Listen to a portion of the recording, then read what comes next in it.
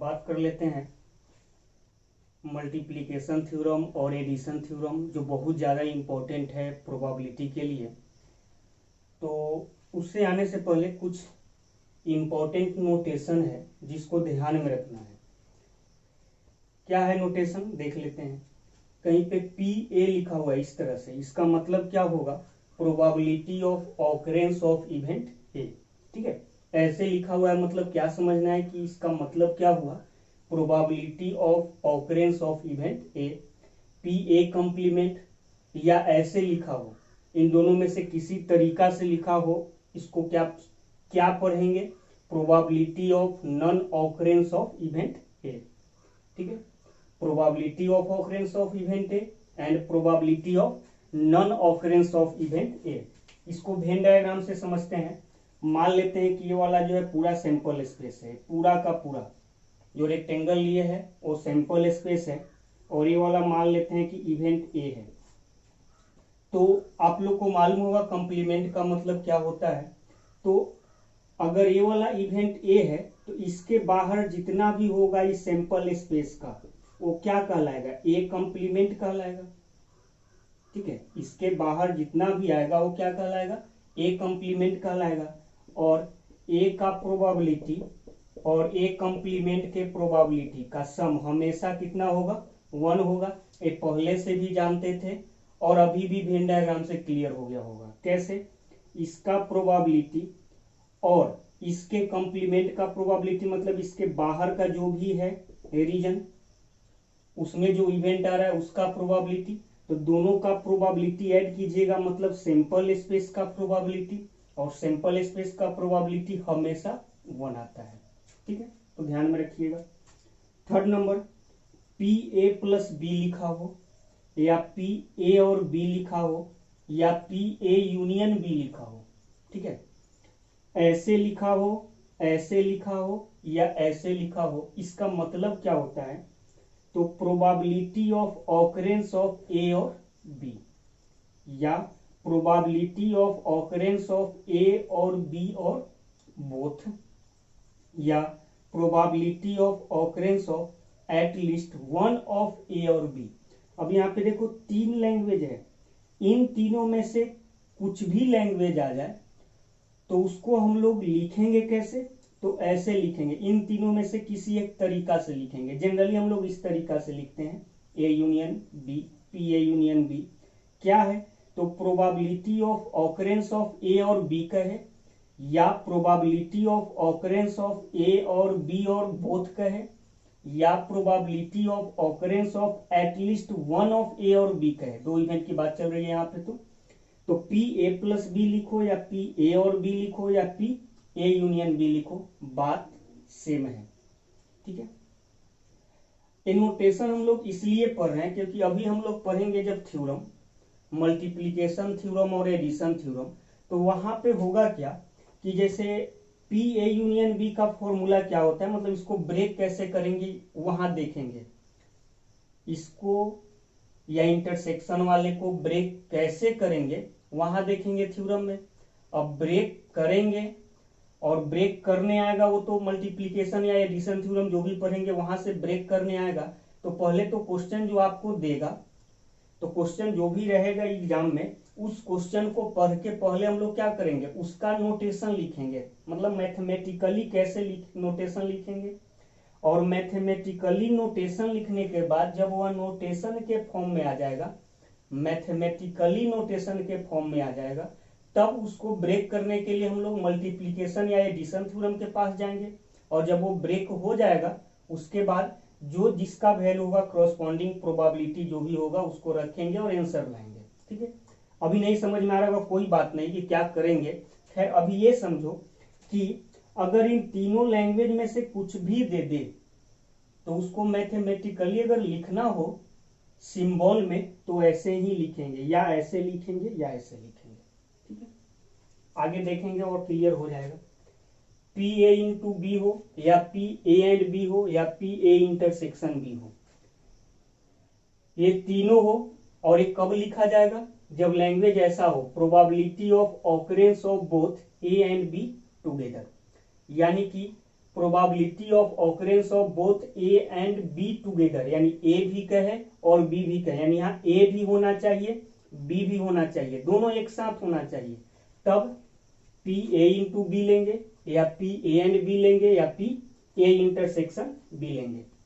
अगर Venn diagram से समझे तो यह सैंपल स्पेस है, मान लो यह इवेंट ए है, ये वाला इवेंट बी है, तो इन दोनों के कॉमन एलिमेंट जो होगा इसी को बोला जाएगा ए इंटरसेक्शन बी, और इसी की प्रोबेबिलिटी की बात करें, यानी इस रीजन में इवेंट ए भी है एंड इवेंट बी भी है।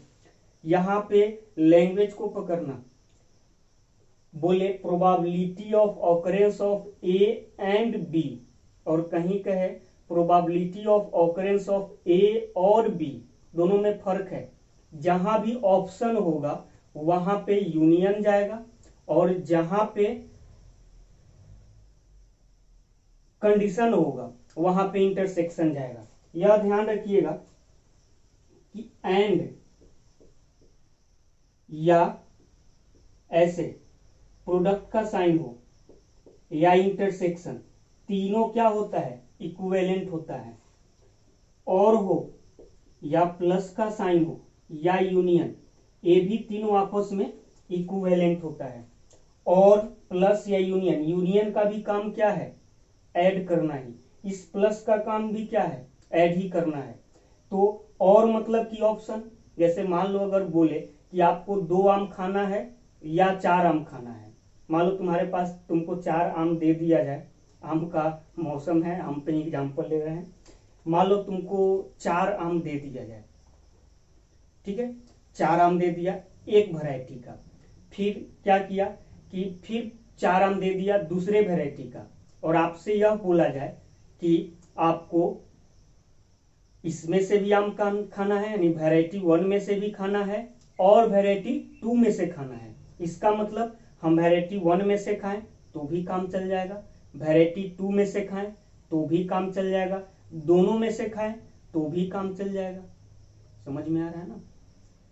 यानी कि आपको 2 टोकरी में 2 वैरायटी का आम दे दे और बोले आपके पास ऑप्शन दे दे, ऑप्शन क्या हो तो लैंग्वेज से ही पता चल रहा है कि आपको आम इसमें से खाना है या उसमें से खाना है, मतलब इसमें से खाना है या उसमें से खाना है का मतलब ये हुआ या तो इस टोकरी से आम खाओ या उस टोकरी से आम खाओ या दोनों टोकरी से आम खाओ, क्योंकि तुम्हारे पास ऑप्शन है।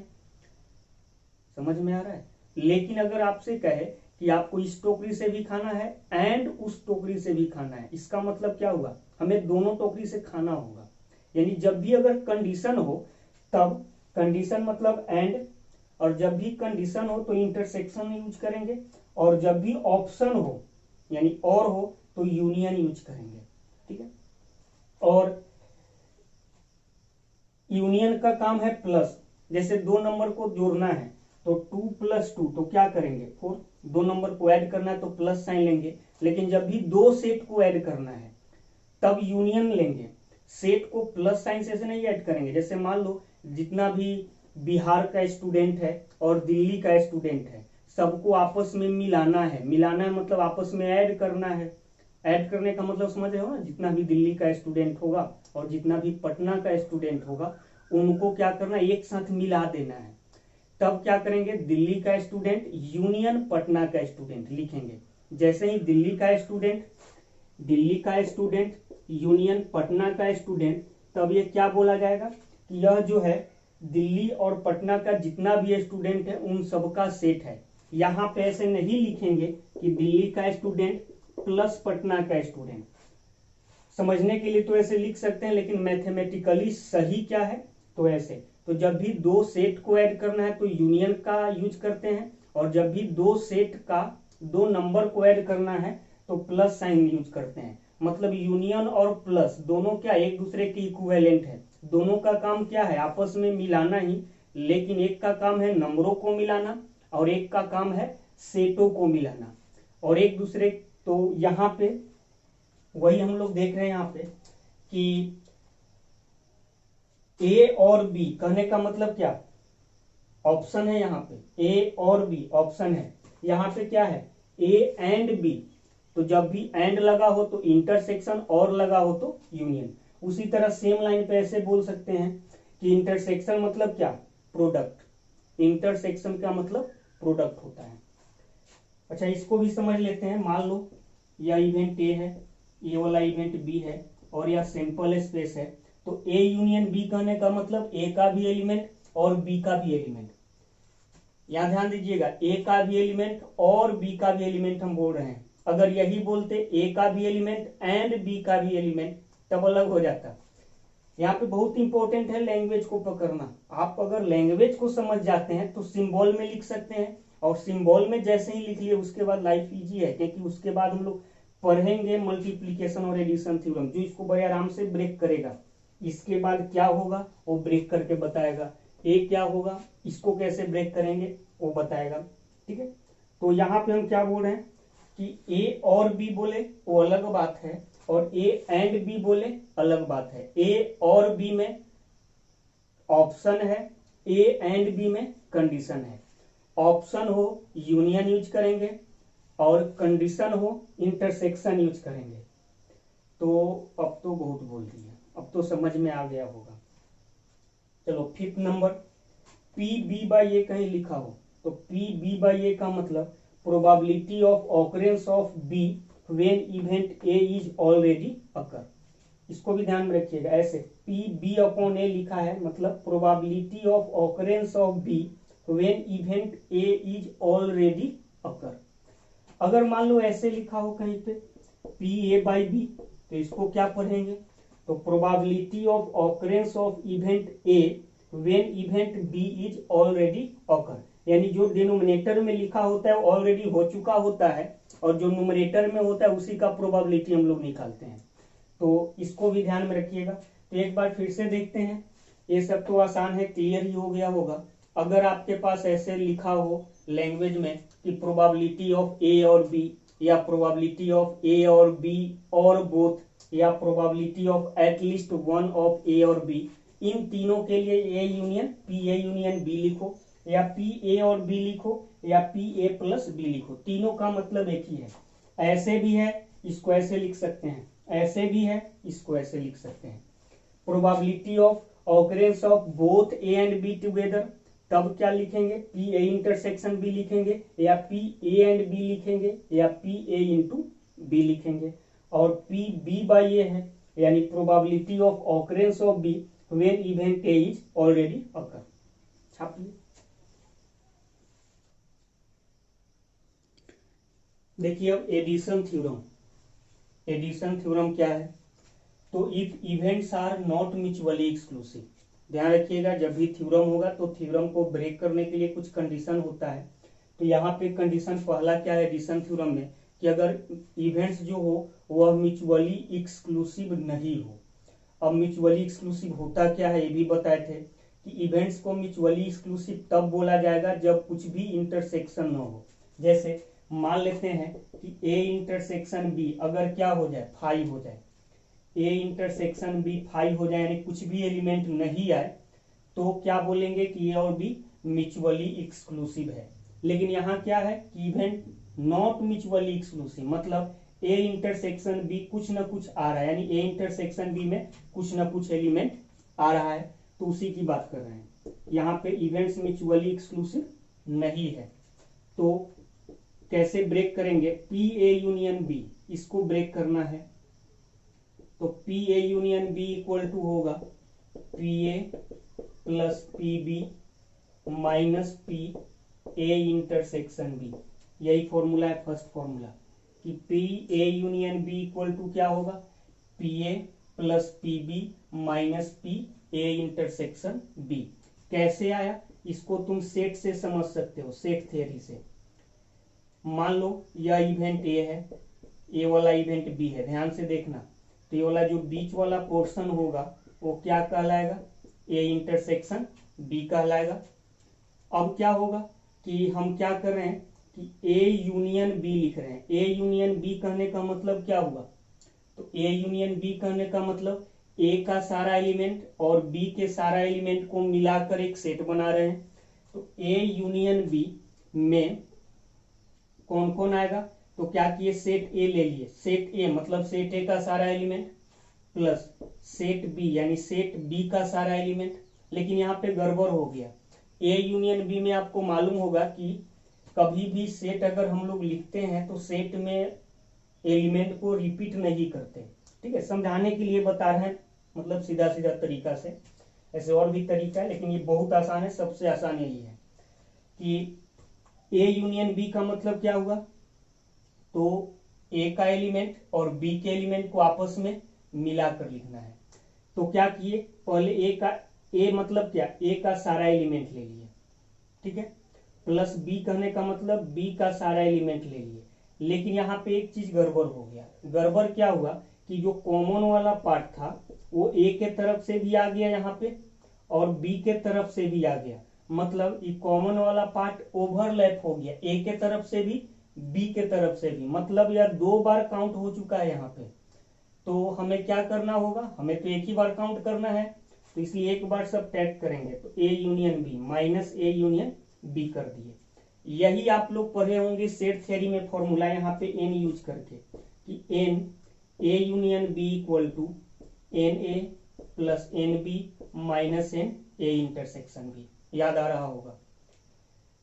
लेकिन हम लोग यहाँ पे एन नहीं यूज करके क्या कर रहे हैं, पी यूज कर रहे हैं। अब पी कैसे यूज करेंगे, तो इसमें भी एन एस से डिवाइड कर दो, यहाँ भी एन एस से, यानी टोटल सैंपल स्पेस से क्या किए, सब में डिवाइड कर दिए। तो यहाँ पे क्या हो जाएगा, पी ए सॉरी यहाँ पे हो जाएगा P A union B equal to यहाँ पे हो जाएगा P A plus P B minus P A intersection B. तो प्रूफ हो गया कि P A union B equal to क्या लिखा जाएगा, P A plus P B minus P A intersection B. अगर मान लो 3 इवेंट है तब, मान लो P A union B union C है, तो देखो कैसे 3 इवेंट को ब्रेक करेंगे, समझना। पी ए यूनियन बी था तो क्या किए, एक बार अलग अलग दोनों का प्रोबेबिलिटी माइनस दोनों के इंटरसेक्शन का प्रोबेबिलिटी। यहां भी कुछ ऐसा ही करेंगे, सबका अलग अलग प्रोबेबिलिटी, यानी P A plus P B plus P C. ठीक है, सबका क्या किए, अलग अलग प्रोबेबिलिटी लिए। फिर माइनस क्या करेंगे कि दो का प्रोबेबिलिटी जितना भी पॉसिबल हो सकता है वो सब सबट्रैक्ट करेंगे। तो माइनस पहले ही ले लिए, तो दो का प्रोबेबिलिटी यानी दो के इंटरसेक्शन का प्रोबेबिलिटी, तो P A intersection B plus P B intersection C plus P A intersection C. ठीक है, क्या किए, तो पहले सबका एक एक का प्रोबेबिलिटी मतलब अलग अलग प्रोबेबिलिटी का सम माइनस जितना भी पॉसिबल हो सकता है दो के प्रोबेबिलिटी, दो का इंटरसेक्शन का प्रोबेबिलिटी, उसको सबट्रैक्ट किए। तो इधर पहले प्लस था फिर माइनस, अब फिर प्लस होगा, साइन अल्टरनेट करते जाना है। अब क्या करेंगे, तीनों के इंटरसेक्शन का प्रोबेबिलिटी यानी P A intersection B intersection C, और 3 ही था, तीनों का इंटरसेक्शन आ गया, खत्म हो गया।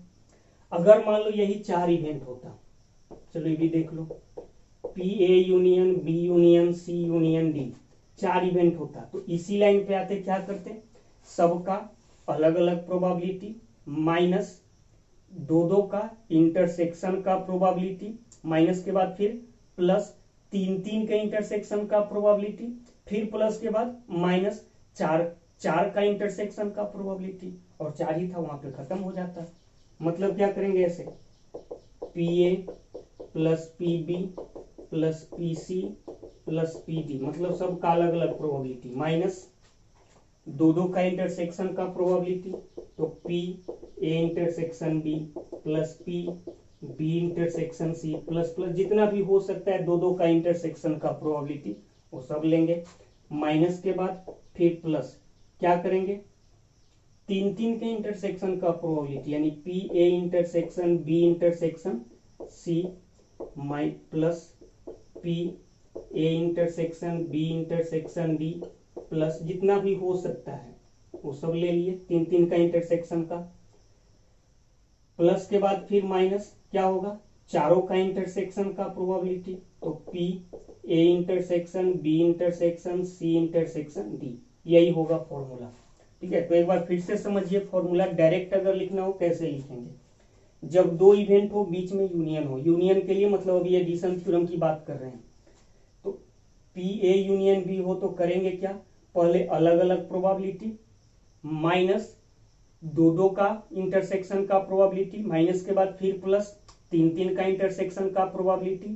ठीक है, लाइन क्या है ब्रेक करने का, पहले क्या करेंगे अलग अलग सबका प्रोबेबिलिटी, उसके बाद माइनस, फिर क्या करेंगे माइनस के बाद दो दो का इंटरसेक्शन का जितना भी हो सकता है सबका प्रोबेबिलिटी, माइनस के बाद फिर प्लस तीन तीन के इंटरसेक्शन का प्रोबेबिलिटी, प्लस के बाद फिर माइनस चार चार का इंटरसेक्शन का प्रोबेबिलिटी, प्लस के बाद फिर माइनस पांच पांच का इंटरसेक्शन का प्रोबेबिलिटी, मतलब साइन अल्टरनेट करते जाना है, प्लस के बाद माइनस फिर प्लस फिर माइनस, और क्या करना है एक एक इंटरसेक्शन बढ़ाते जाना है। अगर इतना ध्यान में रखते हैं तो कितना भी इवेंट होगा आप ब्रेक कर सकते हैं।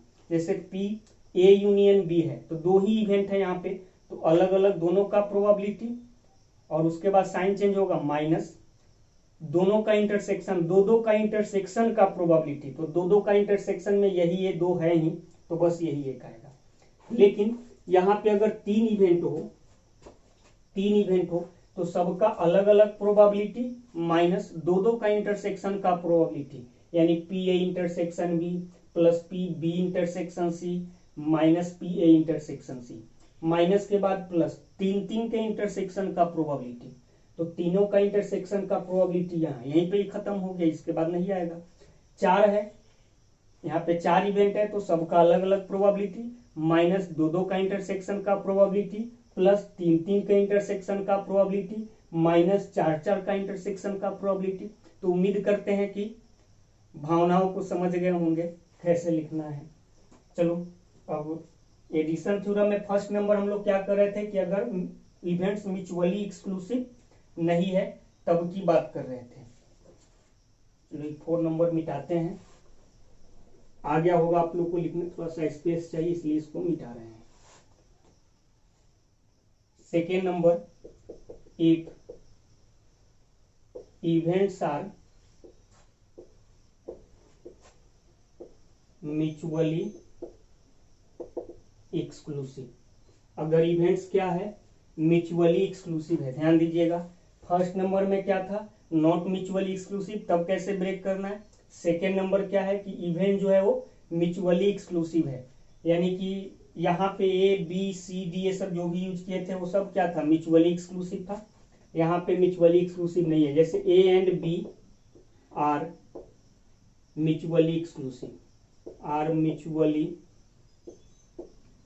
एक्सक्लूसिव। अब म्यूचुअली एक्सक्लूसिव होगा तो ए इंटरसेक्शन बी क्या होगा फाई होगा, ए इंटरसेक्शन बी फाई मतलब एन ए इंटरसेक्शन बी क्या होगा जीरो, मतलब इसमें कोई एलिमेंट नहीं आएगा, जीरो होगा तो पी ए इंटरसेक्शन बी क्या हो जाएगा वो भी जीरो हो जाएगा।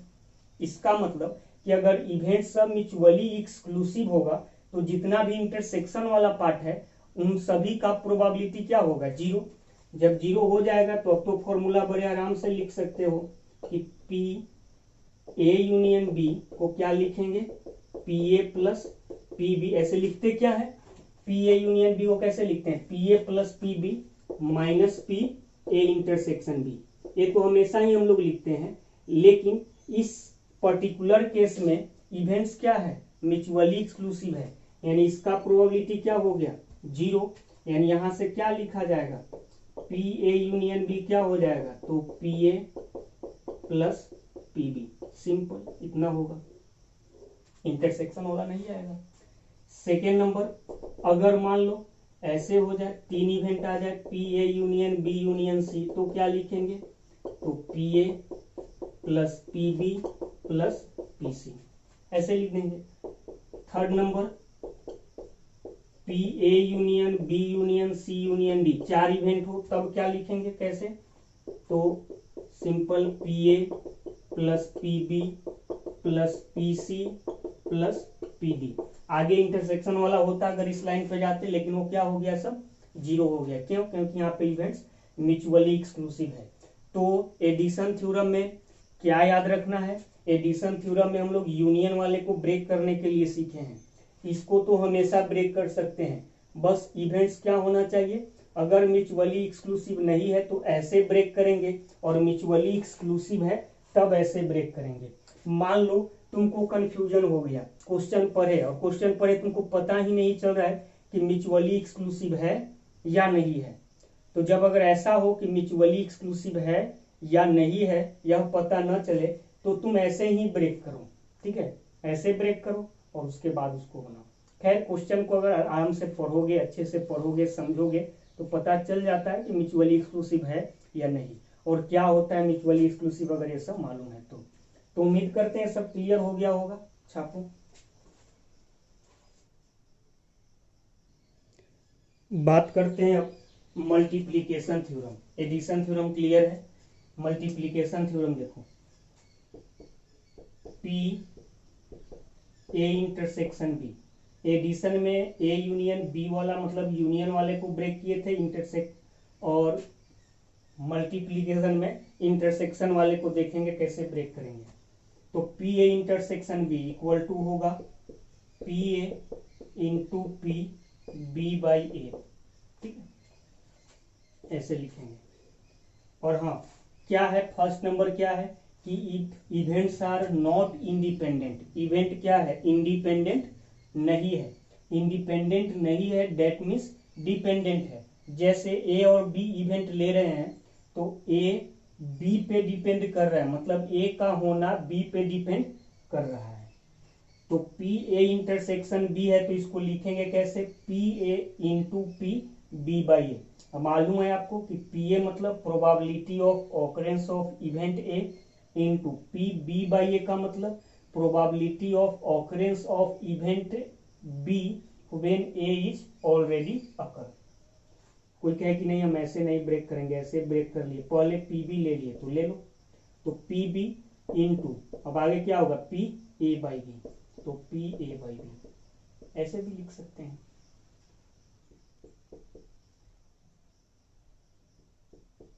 अगर मान लो तीन इवेंट हो, P A intersection B intersection C, तब दो इवेंट था तो क्या हुआ P A into P B by A, तीन इवेंट होगा सेम उसी लाइन पे, क्या लिखेंगे P A into P B by A, P B by A into P C बचा हुआ है तो सी बाई कितना, तो सी के पीछे कौन है ए इंटरसेक्शन बी, तो बाई ए इंटरसेक्शन बी। तो लाइन समझ में आ गया होगा कैसे लिखना है। दो इवेंट है तो P A into P B by A, तीन इवेंट होगा P A into P B by A into P C by A intersection B. अगर चार इवेंट हो जाए P A intersection B intersection C intersection D, तब क्या लिखेंगे, तब इसको ऐसे लिखेंगे P A into P B by A into P C by A intersection B into P D by, तो डी बाई कितना हो जाएगा A intersection B intersection C, A intersection B intersection C, ठीक। तो ये कैसे ब्रेक करेंगे, ये वाला जो ब्रेक हुआ है समझ में आ गया होगा। और कब, जब इवेंट्स क्या है नॉट इंडिपेंडेंट, यानी इवेंट इंडिपेंडेंट नहीं है मतलब डिपेंडेंट है।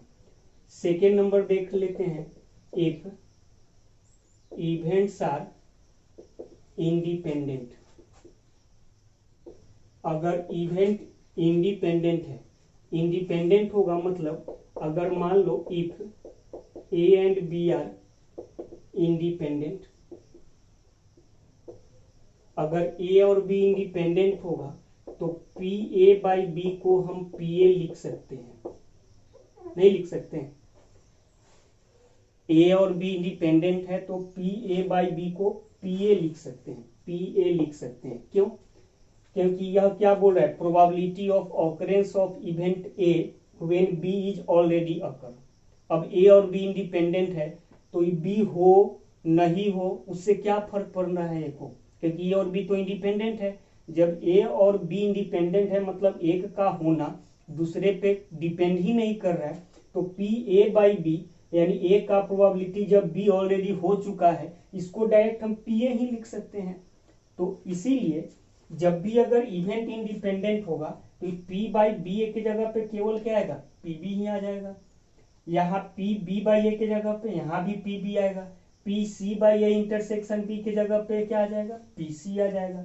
मतलब फॉर्मूला इसमें क्या आ जाएगा कि P A intersection B equal to P A into P B. Simple ये वाला आएगा। ऐसे लिखते कैसे, पी बी बाई ए लिखते हैं, लेकिन बी बाई ए तब लिखा जाता जब ए और बी इंडिपेंडेंट नहीं होता तब, मतलब डिपेंडेंट होता तब, लेकिन यहाँ तो इंडिपेंडेंट है। Second number, P A intersection B intersection C, तो simple P A into P B into P सी।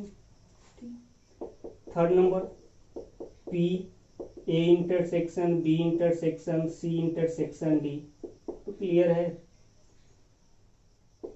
क्या लिखेंगे, P A into P B into P C into P D.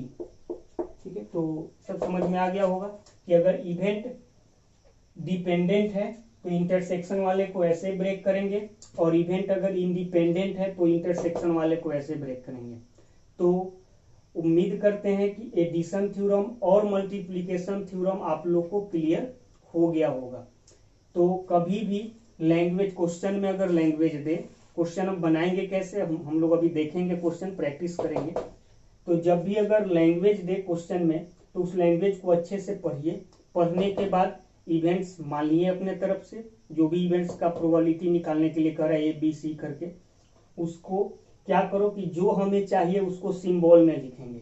जैसे मान लो सिंबल में लिखे और हमें चाहिए पी ए यूनियन बी, तो अब इसको ब्रेक करना है। तो ब्रेक करने के लिए सोचेंगे कि ए और बी कैसा इवेंट है, ए और बी म्यूचुअली एक्सक्लूसिव है या नहीं है। अगर म्यूचुअली एक्सक्लूसिव है तो हमें म्यूचुअली एक्सक्लूसिव होगा तब ब्रेक कैसे करेंगे, P A plus P B, simple.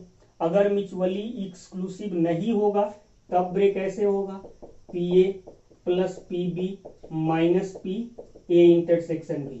अब देखेंगे कि म्यूचुअली एक्सक्लूसिव अगर नहीं है तब तो ब्रेक इसको ऐसे करेंगे। तो हमें चाहिए पी ए यूनियन बी, तो हमें P A plus P B और P A intersection B, question में इंफॉर्मेशन दिया गया है क्या ये सब निकालने के लिए। ठीक है, अगर एग्जाम क्वेश्चन में ये सब इंफॉर्मेशन निकालने के लिए दिया गया है तो जो हमें फाइनली चाहिए उसको निकाल सकते हैं। समझ में आ रहा है। अगर मान लो क्वेश्चन पढ़े और हमें मालूम चला कि पी ए इंटरसेक्शन बी हमें चाहिए, तो पी ए इंटरसेक्शन बी चाहिए, अब इसको ब्रेक करना है तो कैसे भाई ब्रेक करें, तो इवेंट इंडिपेंडेंट है या डिपेंडेंट है। अगर इंडिपेंडेंट है तो simple P A into P B लिखा जाएगा, और डिपेंडेंट है तो P A into P B by A लिखा जाएगा। समझ में आ रहा है। तो क्या ध्यान में रखना है कि जब भी अगर ऑप्शन हो तो यूनियन यूज करेंगे, और जब भी कंडीशन है तो इंटरसेक्शन यूज करेंगे। और यूनियन वाले को एडिशन थ्योरम से ब्रेक कर सकते हैं, और इंटरसेक्शन वाले को देखें हम लोग मल्टीप्लिकेशन थ्योरम से ब्रेक करना, और उसमें भी दो दो सब पार्ट था। तो क्लियर होगा इतना। देखते हैं एग्जाम्पल और ज्यादा क्लियर करते हैं। छापिए, चलो एक क्वेश्चन देखते हैं और क्लियर करते हैं जो भी हम लोग कॉन्सेप्ट अभी देखे हैं एडिशन थ्योरम या मल्टीप्लिकेशन थ्योरम को। क्या है question, a problem is given to 3 students whose chance of solving it are 1/3, 2/7 and 3/8. What is the probability that the problem will be solved? Question क्या बोला हिंदी में समझाते हैं। कह रहा है कि एक क्वेश्चन 3 स्टूडेंट को दिया गया और उस क्वेश्चन उन स्टूडेंट से सॉल्व हो जाए उसका अलग अलग प्रोबेबिलिटी दे दिया है। तो कह रहा है कि क्या प्रोबेबिलिटी होगा कि क्वेश्चन सॉल्व हो जाएगा। ठीक है, एक क्वेश्चन 3 स्टूडेंट को दिया गया, पहला स्टूडेंट उसको सॉल्व कर सकता है, यानी पहला स्टूडेंट उसको सॉल्व कर देगा, इसका प्रोबेबिलिटी 1/3 है। दूसरा स्टूडेंट उसको सॉल्व कर देगा, उसका प्रोबेबिलिटी 2/7 है, और तीसरा स्टूडेंट उसको सॉल्व कर देगा, उसका प्रोबेबिलिटी 3/8 है। तो कह रहा है कि क्या प्रोबेबिलिटी होगा कि क्वेश्चन सॉल्व हो जाएगा। समझ में आ रहा है। तो क्या किया, मान लिए थोड़ा लैंग्वेज यूज करेंगे, बोर्ड का एग्जाम है तो लैंग्वेज यूज करना ही करना है। मान लिए let the 3 student be named A B and C. मान लीजिए कि जो तीन स्टूडेंट है, नाम नहीं दिया, हम नाम दे दिए, ए बी और सी है। Let E1 E2 E3 be event that the problem is solved by A B and C respectively. मान लीजिए ई क्या है, ऐसा इवेंट है कि प्रॉब्लम ए सॉल्व कर दे, E2 है कि बी सॉल्व कर दे, और E3 है कि सी सॉल्व कर दे। तो हमें गिवन क्या है, तो हमें गिवन है क्या, तो हमें गिवन है कि ए सॉल्व कर देगा, यानी पहला स्टूडेंट को ए बोले हैं, दूसरा स्टूडेंट को बी बोले हैं, तीसरा स्टूडेंट को सी बोल दिए हैं।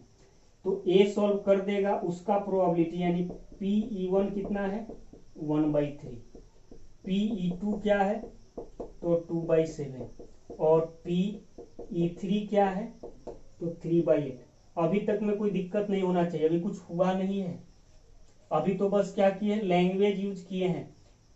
क्या किए कि तीन स्टूडेंट का नाम दे दिए, पहला का ए, दूसरा का बी, तीसरा का सी, और ए सॉल्व करेगा, उसका प्रोबेबिलिटी, उसके ए सॉल्व कर रहा है उस इवेंट को E1 बोल रहे हैं, बी सॉल्व कर रहा है उस इवेंट को E2 बोल रहे हैं, और सी सॉल्व करेगा उस इवेंट को E3 बोल रहे हैं।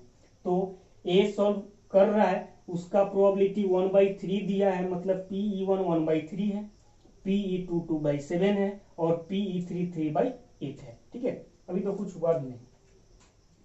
हमारा रिक्वायर्ड प्रोबेबिलिटी क्या है, तो रिक्वायर्ड प्रोबेबिलिटी क्या है, तो रिक्वायर्ड प्रोबेबिलिटी है कि what is the probability that the problem will be solve. क्या प्रोबेबिलिटी होगा कि प्रॉब्लम सॉल्व हो जाएगा, तो रिक्वायर्ड प्रोबेबिलिटी है प्रोबेबिलिटी दैट प्रॉब्लम सॉल्व, यानी हमें प्रोबेबिलिटी निकालना है कि प्रॉब्लम सॉल्व हो जाए। अब तुम सोचो यहाँ पे कि प्रॉब्लम सॉल्व हो जाए, तीन स्टूडेंट को हम क्वेश्चन दिए, मान लो हम तीन स्टूडेंट को क्वेश्चन दिए और प्रॉब्लम सॉल्व हो जाना चाहिए, तो प्रॉब्लम कब सॉल्व होगा, तीनों में से कोई एक कर दे, या तीन में से दो कर दे, या तीनों कर दे। यानी तीन स्टूडेंट को दिए हैं प्रॉब्लम, तब कोई एक भी सॉल्व हो गया तो मेरे लिए तो क्वेश्चन सॉल्व ही हो गया ना। दो भी स्टूडेंट कर दे तो भी क्वेश्चन सॉल्व होगा, तीन स्टूडेंट कर दे, तीनों का तीनों कर दे तो भी क्वेश्चन सॉल्व हो जाएगा। यानी इसको ऐसे भी लिख सकते हैं, probability of at least one of A और बी और सी, मतलब ए बी और सी में से क्या हो, कम से कम एक भी कर दे, काम हो जाएगा। अब एटलीस्ट वन का नाम आया तो इसको लिखें कैसे, PA union B union C। आपको समझ में आ रहा होगा। ये हम लोग देखे थे नोटेशन में कि एटलीस्ट वन आया, एटलीस्ट वन आया और तीन यहाँ इवेंट है, तो इसको क्या लिखेंगे, PA union B union C। तो PA union B union C नहीं, PE1 union E2 union E3, मतलब कि ए सॉल्व कर दे या बी सॉल्व कर दे या सी सॉल्व कर दे, यानी PE1 union E2 union E3। A solve करेगा उसका प्रोबेबिलिटी, उसके लिए तो इवेंट क्या है E1 है, बी सॉल्व करेगा उसके लिए इवेंट E2 है, सी सॉल्व करेगा उसके लिए इवेंट E3 है। अगर कंफ्यूजन हो तो क्या करो कि जो लेट E1 E2 E3 बोले हैं ना, इसको हटा दो, बस यहाँ पे क्या करो, ए सॉल्व करेगा 1/3, बी सॉल्व करेगा 2/7, सी सॉल्व करेगा 3/8। ज्यादा कंफ्यूजन है तो ऐसे ही ए बी सी में ही रहने दो, ज्यादा दिक्कत नहीं होगा। ठीक है, एक बार फिर से आते हैं। मान लिया कि तीन स्टूडेंट ए बी और सी है, ए सॉल्व करेगा उसका प्रोबेबिलिटी 1/3, बी सॉल्व करेगा उसका प्रोबेबिलिटी 2/7, सी सॉल्व करेगा उसका प्रोबेबिलिटी 3/8। क्वेश्चन सॉल्व हो जाना चाहिए, यानी probability of at least one of A और बी और C. Probability of at least one of A और बी और सी का मतलब PA union B union C। अब इसके बाद हमें इसको ब्रेक करना है। अब जब इसको ब्रेक करेंगे तो यह क्या है, यूनियन है तो एडिशन थ्योरम से ब्रेक होगा, तो एडिशन थ्योरम से ब्रेक होगा तो कैसे ब्रेक करेंगे, अभी हमें मालूम है क्या कि ए बी और सी म्यूचुअली एक्सक्लूसिव है या नहीं है, तो अभी म्यूचुअली एक्सक्लूसिव के बारे में कुछ नहीं बता सकते, लेकिन ये जरूर बता सकते हैं कि इवेंट जो है यहाँ पे इंडिपेंडेंट है।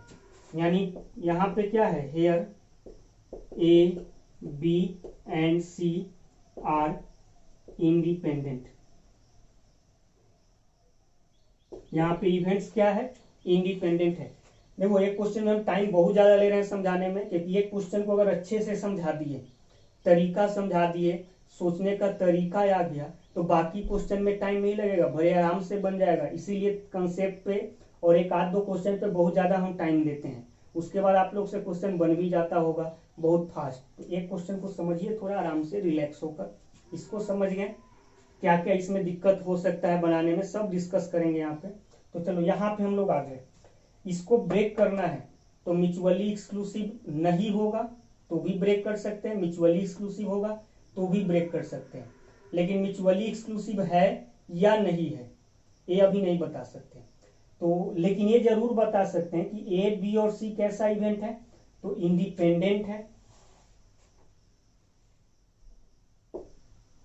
इंडिपेंडेंट है, क्यों इंडिपेंडेंट है, क्योंकि एक क्वेश्चन तीन स्टूडेंट को दिया गया, तो पहला स्टूडेंट सॉल्व करेगा, वो डिपेंड करेगा क्या कि दूसरा तीसरा सॉल्व किया है या नहीं, तीनों अपना इंडिपेंडेंटली सॉल्व करेगा।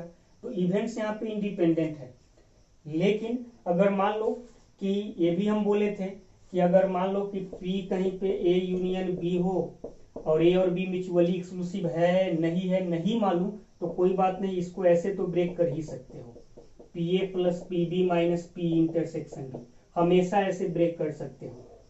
ठीक है, मान लो इसको हम ब्रेक करने गए ऐसे ही, क्योंकि इवेंट्स म्यूचुअली एक्सक्लूसिव है या नहीं मालूम, तो ऐसे तो ब्रेक कर ही सकते हैं। मान लो ब्रेक किए तो PA plus PB plus PC minus क्या होगा, दो का intersection A intersection B plus PB intersection C plus PA intersection C minus क्या हो, प्लस क्या होगा, तीनों का इंटरसेक्शन, इतना होगा। तो इसको हम लोग इतना लिख सकते हैं। अब ये सबका प्रोबेबिलिटी हमें मालूम होना चाहिए तभी आंसर आएगा। PA मालूम है, PB मालूम है, PC मालूम है, लेकिन ये सब मालूम है क्या, तो नहीं मालूम है। तो क्वेश्चन यहीं पे आके स्टूडेंट को फंस जाता है। एक स्टूडेंट तो करेगा यही, टीचर लोग सिखाते भी यही है ऐसे ही करने के लिए।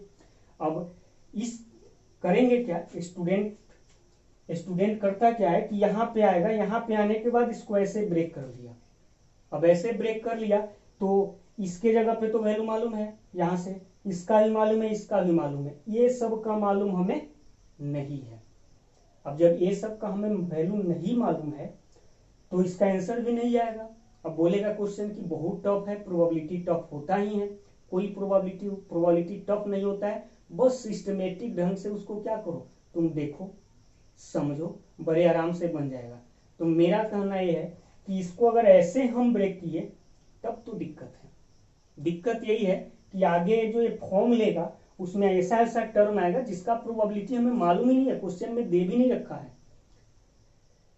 लेकिन अगर यही यूनियन ना होकर इंटरसेक्शन होता, अगर यूनियन ना होकर इंटरसेक्शन होता, यानी कुछ ऐसे होता कि P A intersection B intersection C, तब तो A B और C इंडिपेंडेंट इवेंट भी है, इंटरसेक्शन भी है, तो मल्टीप्लीकेशन थ्योरम से डायरेक्ट इसको PA into PB into PC लिख देते, डायरेक्ट लिख देते PA into PB into PC।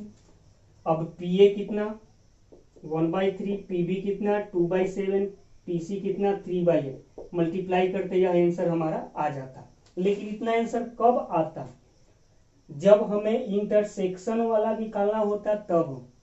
हमें निकालना क्या है, तो हमें निकालना है यूनियन वाले का प्रोबेबिलिटी, लेकिन इंटरसेक्शन वाले का प्रोबेबिलिटी निकालना होता तो बड़े आराम से हो जाता।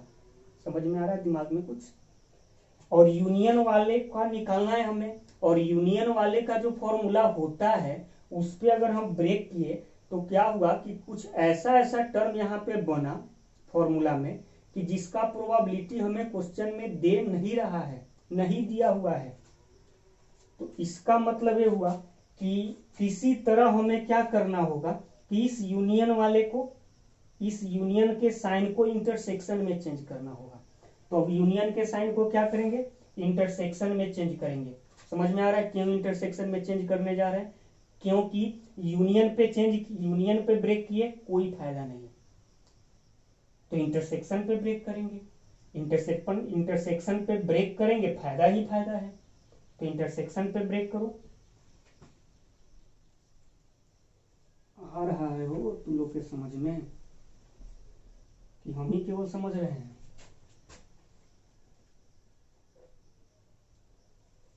कमेंट करके बताया करो, कुछ मतलब कि कुछ पता ही नहीं चलता है, समझ में आ रहा है नहीं समझ में आ रहा है। एक आध दो स्टूडेंट कमेंट करता है कि हाँ सर अच्छे से आ रहा है, बाकी लोग आराम से है। बीच बीच में वीडियो इसीलिए गायब हो जाता है, कारण कि हमें भी एनर्जी चाहिए। अब हमें एनर्जी कैसे मिलेगा? तो आप लोग के कमेंट, लाइक, शेयर से हमें एनर्जी मिलता है। आप लोग कमेंट कीजिएगा कि हाँ सर बन रहा है, या इस क्वेश्चन को बना रहे हैं तो बड़े आराम से बन रहा है, अच्छे से बन रहा है, या नहीं बन रहा है, कुछ भी बोलिएगा ना, तो सब हमको एनर्जी मिलता है। आपको क्या लगता है कि आप बड़े आराम से घर पे आराम से सो के देख रहे हैं वीडियो को, तो आपको तो मेहनत नहीं लगा, क्योंकि आपको तो क्लास भी नहीं आना है, लॉकडाउन में क्लास भी नहीं आ रहा है, बड़े आराम से वीडियो घर पे मिल जा रहा है। तो इसमें मेहनत लगता है वीडियो बनाने में, तो मेहनत लगता है तो, और उसका कोई चार्ज भी नहीं ले रहे हैं हम आपसे। ऐसा थोड़ी है कि बाकी लोग जो करते हैं कि ऑनलाइन क्लास स्टार्ट किए, आप लोगों से फी लेने लगे। हम तो आपसे फी भी नहीं ले रहे हैं, फ्री में आप लोग को ये सुविधा दे रहे हैं। तो फ्री में जब सुविधा दे रहे हैं तो फ्री टाइप मत समझो। वही हमको बीच बीच में फील होता है कि शायद फ्री टाइप समझ रहे हो, तो बीच बीच में वीडियो नहीं आता है। वीडियो लगातार आए, कंटिन्यूअसली आए, उसके लिए हमको भी तुम लोग क्या करो, थोड़ा इनर्जेटिक बनाओ, थोड़ा एनर्जी हमें भी मिलना चाहिए। और हमें एनर्जी तभी मिलेगा जब आप लोग लाइक, सब्सक्राइब, कमेंट और शेयर कीजिएगा। नहीं तो वही होगा, दिल खुश है तो बना दिए 4-5 वीडियो, फिर क्या किए, फिर गायब रहे। क्योंकि तुम लोग को ना मुझसे मतलब है, तो हमको काहे के लिए तुमसे मतलब होगा? हमें भी कोई मतलब नहीं। जब फ्री होंगे, जब मन करेगा वीडियो बना के देंगे। नहीं तो क्लास अगर स्टार्ट होगा तो जो भी स्टूडेंट है मेरा, वो क्लास में आएगा, उसको तो पढ़ाया जाएगा। तो वहाँ जब फी लेंगे तो ऑटोमेटिक हम मोटिवेट हो जाएंगे ना। फी लेंगे तो ऐसे ही एनर्जेटिक हो जाएंगे। अभी तो एनर्जेटिक के लिए बस यही है ना आपका लाइक, सब्सक्राइब, कमेंट, ये सब तो कम से कम करो। बेशर्म की तरह सुनो मत। नहीं समझ में आ रहा है, अच्छा नहीं लग रहा है, तो डिसलाइक का भी एक बटन होता है बॉस, उसको भी दबा देना। आज सोच रहा हूँ कि आज तो डिसलाइक ही दबाएंगे, आज बेशर्म कर दिया हमको। नहीं, इतना दिन से वीडियो में आप लोग को बोलते हैं कि थोड़ा सा एनर्जेटिक बनाओ यार, थोड़ा मेरे पास एनर्जी रहेगा तभी हम क्या कर सकते हैं, आप लोग को पढ़ा सकते हैं। मान लो हमें कोई मतलब ही नहीं है आपसे, आपको जैसे हमसे कोई मतलब नहीं है, कोई मतलब नहीं है। आपको केवल लाइक पे बटन दाबने में आपको प्रॉब्लम होता है, आपको कमेंट करने में आपको प्रॉब्लम होता है। तो हमें एक एक 1.5 घंटा सेटअप तैयार करके हमें वीडियो बनाना पड़ता है। गर्मी लगता है, फैन स्टार्ट नहीं करते, क्योंकि फैन स्टार्ट करेंगे तो आवाज क्लियर नहीं जाएगा आप लोग के पास। आवाज में बहुत सा बैकग्राउंड नॉइज आ जाएगा, जिससे क्लियर सुनाई नहीं देगा। ऐसे भी आवाज मेरा ऐसे ही धीमा है, और बैकग्राउंड नॉइज आ जाएगा तो सुनाई नहीं देगा। तो थोड़ा गर्मी लगता भी है तो क्या करते हैं, सोचते हैं कि चलो भाई कम से कम थोड़ा गर्मी लग रहा है, लेकिन मेरे स्टूडेंट्स को क्या हो रहा है, क्लियर आवाज तो जा रहा है ना, क्लियर सुन पा रहा है। और आप लोग को बार बार कहते हैं कि अगर क्वेश्चन बन रहा है तो बताइए, नहीं बन रहा है उसके लिए भी बताइए। अच्छा लग रहा है लाइक करो, नहीं लग रहा है डिसलाइक करो। कोई नहीं, कोई फायदा नहीं, कोई मतलब नहीं है। वीडियो देख लिए, अपना काम निकल गया। सही बात है, स्टूडेंट लोग का जो है अपना काम बस निकल जाना चाहिए। आप लोग व्हाट्सएप पे कमेंट कर रहे हैं, मैक्सिमम लोग जो है, बहुत सारा स्टूडेंट, कुछ अच्छे स्टूडेंट भी है जो कमेंट किए हैं, वो पढ़ने में अच्छे भी हैं। वो लोग कमेंट किए कि सर वीडियो नहीं आ रहा है। तो वीडियो नहीं आ रहा था, मेन रीजन यही था, क्योंकि जब तक हमें कुछ मोटिवेशन नहीं मिलेगा आप लोग के थ्रू, अब हम पढ़ा रहे हैं तो कैसे हमको लगेगा कि आपको समझ में आ रहा है। आप लोग से क्वेश्चन बन रहा है, आप लोग बताइएगा कमेंट बॉक्स में, कमेंट सेक्शन में आके। तब बाकी जो है, बाकी लोगों पे कमेंट अगर करना है, गर्ल्स पे कमेंट करना है तो खूब करोगे कमेंट, पूरा फेसबुक पे भरा भर जाएगा उस पे फालतू का कमेंट। कोई दोस्त कोई पोस्ट डाल दिया, उस पे फालतू का कमेंट, बेकार का कमेंट डालते रहोगे। यहाँ पे हम बार बार बोलते हैं कि बन रहा है नहीं बन रहा है, किस बुक से आप बना रहे हैं, वो सब कमेंट हमें चाहिए ना।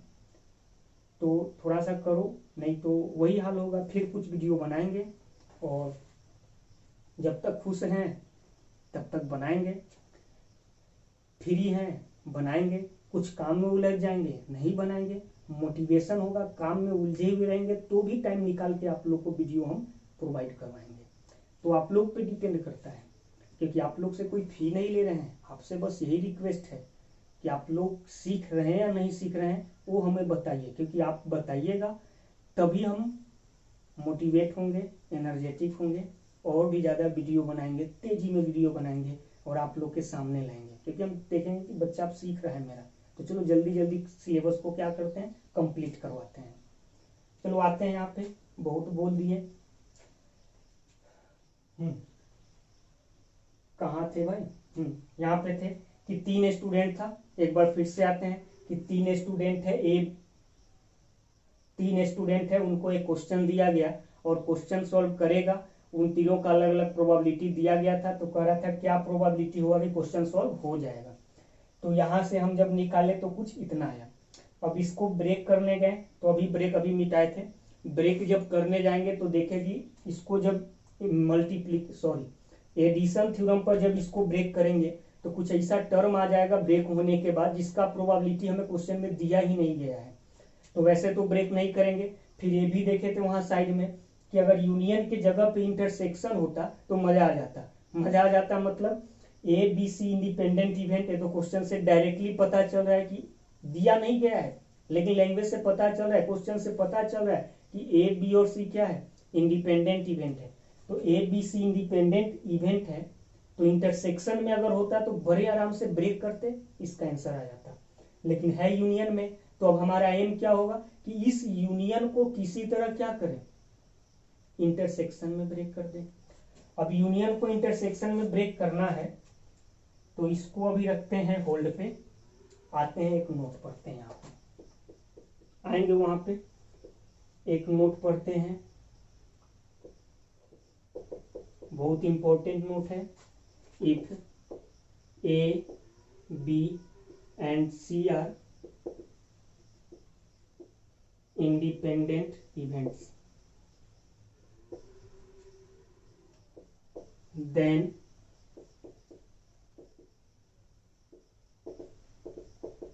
probability of occurrence of at least one of them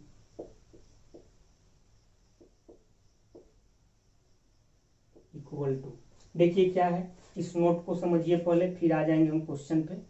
क्योंकि हमें यूनियन को क्या करना है, इंटरसेक्शन में चेंज करना है। तो यूनियन को इंटरसेक्शन में चेंज करना है तो एक तरीका है जबरदस्ती का तरीका, कि यूनियन को क्या किया, जबरदस्ती इंटरसेक्शन बना लिया। ये थोड़ी सही है। अब ऐसा थोड़ी है कि इसका हत्या ही कर देंगे कि यूनियन वाले में नहीं हो रहा था, इंटरसेक्शन वाले में होता, तो यूनियन को क्या किया, जबरदस्ती इंटरसेक्शन लिख दे तब आंसर दे दिए। ऐसा तो नहीं ना होता है मैथ में। हाँ, यूनियन वाले को इंटरसेक्शन में चेंज करेंगे, लेकिन मैथमेटिकली थोड़ा चेंज करेंगे, क्योंकि ऐसा नहीं है कि अगर यूनियन वाले से नहीं हो रहा है, इंटरसेक्शन वाले से हो रहा है, तो चाहिए हमें यूनियन में और लिख दिए इंटरसेक्शन में, क्योंकि इंटरसेक्शन वाला ही हो पा रहा है। तो क्वेश्चन थोड़ा सा घुमाए हुए यहाँ पे, यूनियन वाले में आंसर चाहिए, इंटरसेक्शन में इसको ब्रेक करेंगे तो हमें फायदा होगा। ठीक है, चलिए यहाँ पे ए बी सी क्या इंडिपेंडेंट इवेंट है, तो probability of occurrence of at least one of them, यानी क्या चाहिए हमें, probability of at least one, probability of at least one यानी P A union B union C. और यहाँ पे ए बी और सी इंडिपेंडेंट है तो इंटरसेक्शन में होता तो ब्रेक करना आसान होता। तो इस यूनियन को हम इंटरसेक्शन में ब्रेक करेंगे।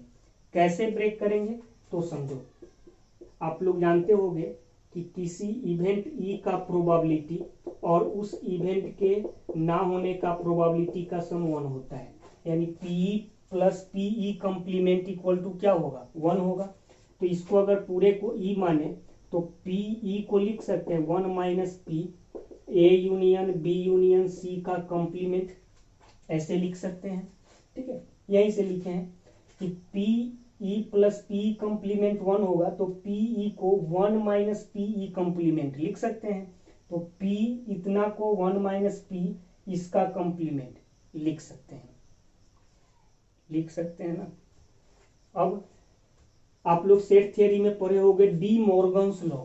डी मॉर्गन्स लॉ याद कीजिए, क्या था कि अगर ए यूनियन बी सब पे कंप्लीमेंट है, ठीक है, ए यूनियन बी पूरे ए यूनियन बी पे कंप्लीमेंट है, और आप क्या किए ए पे अलग कंप्लीमेंट दे दिए बी पे अलग कंप्लीमेंट दे दिए, तो यूनियन का साइन चेंज हो जाता था इंटरसेक्शन में। और वही अगर ए इंटरसेक्शन बी पे पूरा कंप्लीमेंट है और आप अलग अलग ए पे कंप्लीमेंट दे दिए और बी पे कंप्लीमेंट दे दिए, तो इंटरसेक्शन का साइन चेंज हो जाता था यूनियन में। यह है डी मॉर्गन्स लॉ। तो उसी रूल से यहाँ पे सब पे क्या है कंप्लीमेंट है, हम क्या किए ए पे अलग कंप्लीमेंट बी पे अलग कंप्लीमेंट सी पे अलग कंप्लीमेंट दिए। तो जो यूनियन का साइन है उस रूल से क्या हो जाएगा इंटरसेक्शन में चेंज हो जाएगा। अब यहाँ पे देखो ए बी और सी, यहाँ क्या बोल रहा था कि ए बी और सी क्या है इंडिपेंडेंट इवेंट है, मतलब ए बी और सी का होना इंडिपेंडेंट है तो उनका ना होना भी इंडिपेंडेंट ही होगा। तो क्या बोलेंगे कि A complement B complement and C complement are also independent, वो भी क्या होगा इंडिपेंडेंट ही होगा। जब इंडिपेंडेंट होगा तो 1 माइनस इसको क्या लिख सकते हैं पी ए कंप्लीमेंट। अब इंडिपेंडेंट है तो समझ में आ गया कि यह इंडिपेंडेंट है, तो और बीच में क्या है इंटरसेक्शन वाला साइन है, तो मल्टीप्लीकेशन थ्योरम से डायरेक्ट ब्रेक हो जाएगा और क्या लिखा जाएगा P A complement P B complement P C complement, यानी 1 माइनस पी ए कंप्लीमेंट को 1 माइनस पी ए लिख सकते हैं, पी बी कंप्लीमेंट को 1 माइनस पी बी और पी सी कंप्लीमेंट को 1 माइनस पी सी लिख सकते हैं। ठीक है, तो यहां से देख लो हमें यूनियन वाले में चाहिए तो केवल पी ए पी बी और पी सी में ही ब्रेक हुआ, तो क्या करेंगे वही काम यहाँ पे करेंगे। क्या करेंगे कि इसको लिखेंगे 1 minus P A union B union C का कंप्लीमेंट। ठीक है, उसके बाद क्या करेंगे कि 1 minus P A complement intersection B complement intersection C complement. क्यों? क्योंकि यूनियन इंटरसेक्शन में ब्रेक हुआ तो डी मॉर्गन्स लॉ से क्या होगा इंटरसेक्शन बना लेगा, ये यहाँ पे 1 है। अब यहाँ से क्या होगा 1 माइनस इसको लिख सकते हैं A B C independent event था तो ए कंप्लीमेंट बी कंप्लीमेंट और सी कंप्लीमेंट भी इंडिपेंडेंट ही होगा। तो क्या होगा 1 minus P A complement into P B complement into P C complement. ये समझ में आ रहा होगा इंडिपेंडेंट थ्योरम से ब्रेक हुआ है।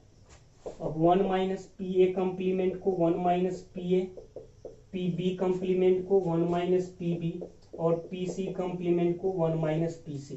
अब 1 माइनस पी ए 1/3 है तो 1/3, 1 माइनस पी बी 2/7 है तो 1 माइनस 2/7 और 1 माइनस 3/8, और इसको क्या कर लेंगे कैलकुलेट, आ जाएगा हमारा आंसर। तो उम्मीद करते हैं कि यह क्वेश्चन समझ में आया होगा।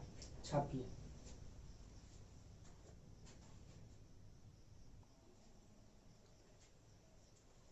देखिए क्वेश्चन कह रहा है an urn contain 8 white and 4 red ball, मतलब कोई अर्न है जिसमें 8 रेड बॉल है और 8 व्हाइट बॉल है और 4 रेड बॉल है, 4 रेड बॉल है। Correct 2 balls are drawn from the urn one after the other without replacement. What is the probability that both drawn balls are white? कर कि इसमें से क्या किया कि दो बॉल निकाल रहा है, एक के बाद एक निकाल रहा है, मतलब एक साथ दो बॉल नहीं निकाल रहा है, एक के बाद दूसरा निकाल रहा है, और विदाउट रिप्लेसमेंट। विदाउट रिप्लेसमेंट करने का मतलब पहला बॉल जो निकाले हैं वो क्या है कि वापस फिर अर्न में नहीं रख रहे हैं, तब दूसरा बॉल निकाल रहे हैं। तो कह रहे हैं कि क्या प्रोबेबिलिटी होगा, what is the probability that both drawn ball are white. तो क्या प्रोबेबिलिटी होगा कि दोनों का दोनों निकाला हुआ बॉल क्या हो जाए, व्हाइट हो जाए। तो मान लेते हैं let A equal to event that first drawn ball is white. मान लीजिए ए क्या ऐसा इवेंट कि फर्स्ट में जो बॉल ड्रॉ की वो व्हाइट है, और B equal to event that second drawn ball is white, और बी मान लिए कि सेकेंड ड्रॉन बॉल व्हाइट है। तो हमारा रिक्वायर्ड प्रोबेबिलिटी क्या है, तो रिक्वायर्ड प्रोबेबिलिटी क्या है, तो रिक्वायर्ड प्रोबेबिलिटी होगा कि दोनों का दोनों बॉल व्हाइट हो। यही हमारा रिक्वायर्ड प्रोबेबिलिटी है कि दोनों का दोनों बॉल व्हाइट हो, मतलब फर्स्ट बॉल में व्हाइट है, सेकेंड बॉल में भी व्हाइट है, मतलब फर्स्ट में भी आना चाहिए एंड सेकेंड में भी आना चाहिए, मतलब ए भी होना चाहिए एंड बी भी होना चाहिए, ए और बी दोनों होना चाहिए, तो बीच में इंटरसेक्शन। ठीक है, क्वेश्चन यही बोल रहा था कि क्या प्रोबेबिलिटी होगा कि दोनों का दोनों ड्रॉन बॉल व्हाइट हो जाए, मतलब फर्स्ट ड्रॉन में व्हाइट आया, बी क्या है सेकेंड ड्रॉन में व्हाइट आया, तो हमें किसका प्रोबेबिलिटी चाहिए, ए भी हो एंड बी भी हो, यानी फर्स्ट में भी व्हाइट है एंड सेकेंड में भी व्हाइट है, यानी P A intersection B. Clear है।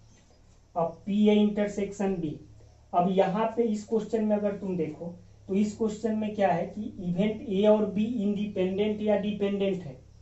तो यहाँ पे बोल सकते हैं कि here A and B are dependent. यहाँ पे ए और बी डिपेंडेंट है। क्यों डिपेंडेंट है, इसलिए डिपेंडेंट है कि पहला में हम क्या किए, एक बॉल निकाले व्हाइट है, तो उसको वापस रिप्लेस नहीं किए। ठीक है, वापस रिप्लेस नहीं किए, तो जब दोबारा व्हाइट बॉल निकालने जाएंगे तब उसका प्रोबेबिलिटी कुछ अलग हो जाएगा, क्योंकि अब क्या होगा, अब तो डिपेंड कर जाएगा ना कि पहला बार क्या निकला।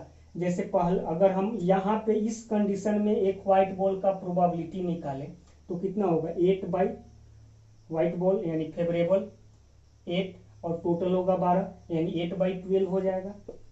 लेकिन वही एक व्हाइट बॉल निकाल लिया और उसको वापस रिप्लेस नहीं किए, तब व्हाइट बॉल निकालने का प्रोबेबिलिटी, तब टोटल बॉल तो उसमें 11 होगा और व्हाइट बॉल उसमें 7 ही होगा, तब क्या होगा 7/11। समझ में आ रहा है। तो यहाँ तो डिपेंडेंट हो इवेंट है, इसलिए डिपेंडेंट है क्योंकि जो बॉल हम निकाले हैं उसको वापस रिप्लेस नहीं किए। लेकिन अगर जो बॉल हम निकाले उसको वापस फिर क्या करते, रिप्लेस कर देते, तब इवेंट इंडिपेंडेंट हो जाता, डिपेंडेंट नहीं होता। खैर यहाँ तो डिपेंडेंट है, डिपेंडेंट है तो इसको क्या लिखेंगे, P A into P B by A. P A यानी probability of drawn a white ball in first drawn, है ना, यानी फर्स्ट बार में व्हाइट बॉल निकालने का प्रोबेबिलिटी। तो अभी तो फर्स्ट बार में हमारे पास टोटल 12 है, तो टोटल 12 और व्हाइट बॉल कितना 8, तो प्रोबेबिलिटी 8/12 होगा। ठीक है, पी बी बाई ए कहने का मतलब बी का प्रोबेबिलिटी जब ए ऑलरेडी हो चुका है, बी मतलब सेकेंड बार में व्हाइट बॉल निकाला है, मतलब सेकेंड चांस में व्हाइट बॉल निकालने का प्रोबेबिलिटी जब पहला चांस में व्हाइट बॉल आ चुका है। समझ में आ रहा है ना, ये क्या है, पहला बार में व्हाइट बॉल आ चुका है उसका प्रोबेबिलिटी। तो चलो सेकेंड बार में व्हाइट बॉल निकालने का प्रोबेबिलिटी जब फर्स्ट बार में व्हाइट बॉल आ चुका है, तो अब कितना हो जाएगा 7/11। क्यों, क्योंकि एक बॉल जो निकाले हैं व्हाइट वो बाहर का ही है, बाहर ही है, उसको अंदर रखे नहीं, तो व्हाइट बॉल के लिए फेवरेबल 7 ही होगा और टोटल 7 4 11 होगा, यानी कितना हो जाएगा 4 दूना 8 4 3 12, यानी यहाँ पे हो जाएगा 2/3, यही होगा sir, into 7/11। This is the answer. इसको सॉल्व कर लीजिए, जो आएगा आंसर होगा। नेक्स्ट कह रहा है E1 and E2 be two events such that P E1 equal to 0.3 PE1 union E2 equal to 0.4 and PE2 equal to x। यहाँ पे क्या है कि PE1 0.3 है, फिर PE1 यूनियन E2 वो 0.4 है, और PE2 क्या है तो वो x है। तो हमें x का वैल्यू चाहिए जब फर्स्ट नंबर में क्या है कि E1 and E2 are mutually exclusive. First number में E1 और E2 म्यूचुअली एक्सक्लूसिव है, तो PE1 यूनियन E2 अगर हम लिखें तो क्या लिखा जाएगा, PE1 प्लस PE2, केवल इतना ही लिखा जाएगा क्योंकि E1 फर्स्ट नंबर में E1 और E2 म्यूचुअली एक्सक्लूसिव है, तो PE1 union E2 PE1 plus PE2। क्यों ये वाला फॉर्मूला यूज किया, क्योंकि हमें PE1 यूनियन E2 मालूम है, E1 मालूम है, E2 x के फॉर्म में दिया है, इसीलिए फॉर्मूला यूज किया। तो PE1 यूनियन E2 कितना 0.4, PE1 0.3, PE2 x, यही होगा। PE1 0.4, P इतना 0.3 और ये वाला x, तो x का वैल्यू कितना होगा, सिंपल 0.1 यानी 1/10। सेकेंड नंबर क्या है कि E1 और E2 जो है वो इंडिपेंडेंट है, E1 और E2 इंडिपेंडेंट है। अब इंडिपेंडेंट है तब अगर मान लो PE1 यूनियन E2, इसी फॉर्मूला से यूनियन को ही ब्रेक करना चाहते हैं, अगर म्यूचुअली एक्सक्लूसिव नहीं होता तब तो ऐसे ब्रेक होता, सॉरी म्यूचुअली एक्सक्लूसिव है तब तो ऐसे ब्रेक हुआ। और सेकेंड में कह रहा है कि इंडिपेंडेंट है, इंडिपेंडेंट है इसका मतलब म्यूचुअली एक्सक्लूसिव नहीं है, यानी कि तब इसको क्या करेंगे, इंडिपेंडेंट यानी म्यूचुअली एक्सक्लूसिव है या नहीं इसके बारे में कोई आइडिया अभी तो नहीं है, तब इसको ऐसे ब्रेक करेंगे, PE1 plus PE2 minus PE1 intersection E2। ठीक है, एक बात यहाँ पे ध्यान रखिए कि इसको मिटाते हैं। यहाँ पे इस क्वेश्चन में कि देखो फर्स्ट नंबर में क्या था कि डायरेक्ट दे दिया था कि E1 और E2 म्यूचुअली एक्सक्लूसिव है, तो PE1 union E2 direct formula use के रख लिए। सेकेंड नंबर में कह रहा है कि E1 और E2 क्या है, इंडिपेंडेंट है, इंडिपेंडेंट है तो यूनियन वाले को हम कैसे ब्रेक किए, ऐसे ब्रेक किए, क्योंकि ये भी बताए थे कि म्यूचुअली एक्सक्लूसिव है तब तो ऐसे ब्रेक करेंगे, नहीं है तब ऐसे ब्रेक करेंगे, लेकिन है या नहीं कुछ नहीं मालूम तब ऐसे ही ब्रेक करेंगे।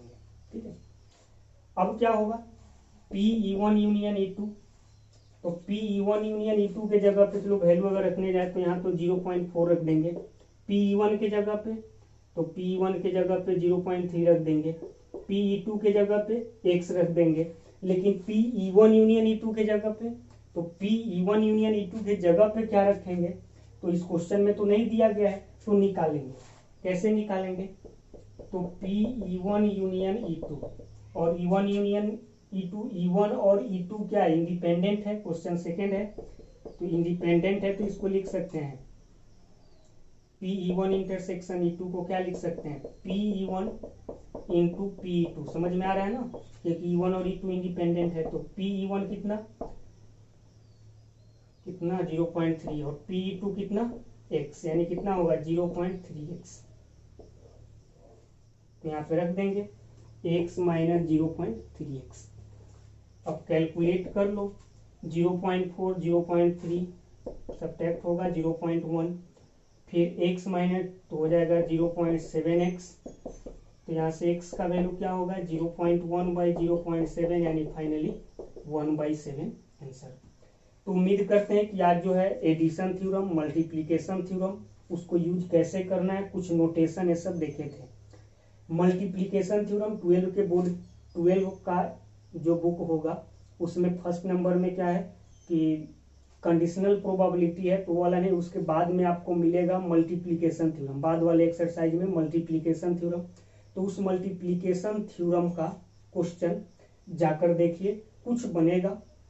और इसके बाद जो नेक्स्ट वीडियो आएगा जो ज़्यादा लंबा नहीं होगा, बहुत ही कम होगा, उसमें क्या होगा कि और थोड़ा नोटेशन और कुछ क्वेश्चन जब प्रैक्टिस कर लेंगे तो पूरा मल्टीप्लिकेशन थ्योरम का क्वेश्चन झटके में बन जाएगा। तो आज के लिए इतना ही, मिलते हैं कल नए वीडियो में।